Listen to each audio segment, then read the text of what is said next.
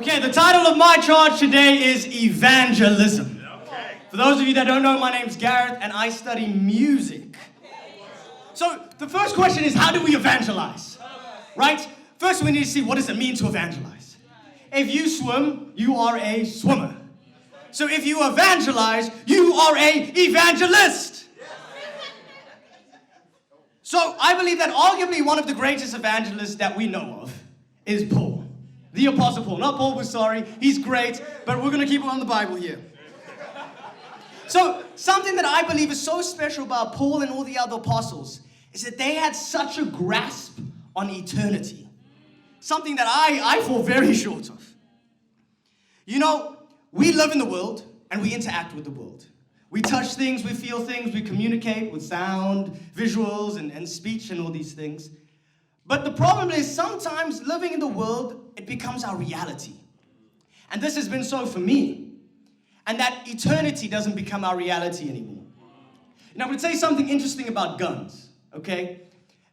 When most people shoot guns for the first time, and most computer games, they get looking in the crosshairs wrong. So when you look in the crosshair, everyone looks in and they close one eye, and then the target's all blurry and you can't really see anything.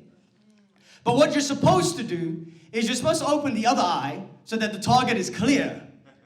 But now when you open your other eye, you see a whole bunch more. You're like, oh man, the target's right there. Oh, I can see it nice and clearly. Oh, that tree's moving. There's some wind going. So I don't even have to aim at the target. I gotta aim over there. Yes, the wind is the Holy Spirit, but I'm pretty sure you already knew that. Right? And when you open your eye, life gets a whole lot bigger. It's the same with when you put your focus on the reality of eternity, that your life gets bigger. Acts 11, verse 24. So to be a good evangelist, we need to see someone that probably was.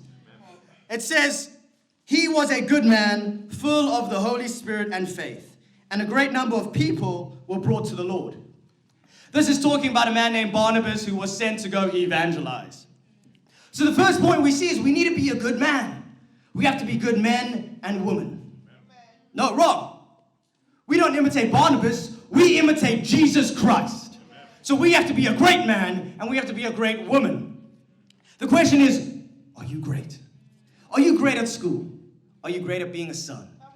Are you great at being kind? Are you great at being serving? We have to be great. And that's not just in the church, but out the church too. Next we see that Barnabas was full of the Holy Spirit and full of faith. Now we all know what faith is. It says in Romans 8 that faith comes by hearing the word. We see in James that faith is action. So you say, how do I know if I've heard the word? Well, is your faith increasing every day? And then you say, how do I know if my faith is increasing? Is your action increasing every day? Do you do more now than you did last month? Are you doing more today than you did yesterday? And then next we see that he was full of the Holy Spirit.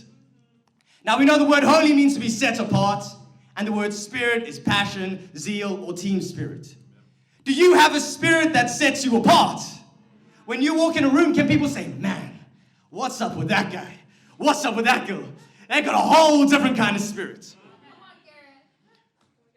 And then finally we see that a great number of people were brought to the Lord. I guess you can say that if you are a great evangelist, a great number of people will come to the Lord. If you are a bad evangelist, which I have been, which I'm repenting of, you will see a few people come to the Lord. If you are not an evangelist, you will see no people come to the Lord. And that's where you have to look at your relationship with God. And you say, am I doing the great commission or the great omission? And then the practical really is, we see how Paul evangelized the world. He spent 2 years in the school of Tyrannus. And what he did was he reasoned with them every single day. Now the word reason literally just means to discuss, not to argue. Please don't argue. Do you discuss every single day with someone that's not a Christian about God? The practical is very simple. Speak to every person you know about God. Every single person that you work with, say, hey, do you believe in God? Because I do. Why not? Okay. Right? Because I realized in my life that I haven't actually spoken to every single person. I haven't spoken to every person at work, every person I know at home, every person that I go to school with. And that's the challenge. And then to end off, I give you 2 Timothy 4 verse 5, which says, "But you, keep your head in every situation. Do not be afraid of suffering for the Lord. Work at telling others the good news and do the work of an evangelist." I love you all. To God be the glory.